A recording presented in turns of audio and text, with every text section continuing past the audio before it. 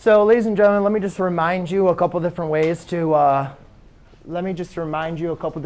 we are going to simplify radicals. The first thing, ladies and gentlemen, that we talked about for simplifying radicals was using our prime factorization, which was in your notes from last class period.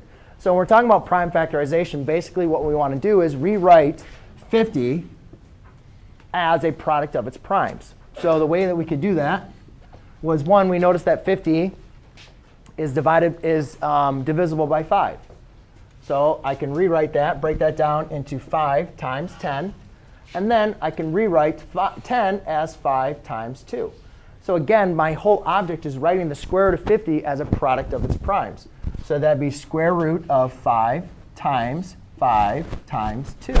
And remember what we talked about. Whenever you're taking the square root of a pair of two numbers multiplied, you can take that number outside of the square root, right? Because the square root of 5 times 5 is 25. Square root of 25 is 5. So we can write this as 5 square root of 2. The easier method that I next taught you was just identifying what is the largest square number that divides into 50. And you just start at 49. No, 49 is a square number, doesn't divide into 50. 36, no. 25, yes.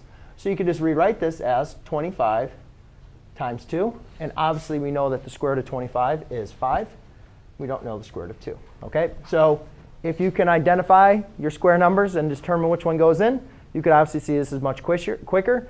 If you get stuck, you can obviously always break it down to the longer method. All right? Two different ways, ladies and gentlemen, to get the exact same answer. So I don't want to see anybody saying, oh, I have no idea. It's OK if you can't think of the quick way, but work your way through the problem. All right? Now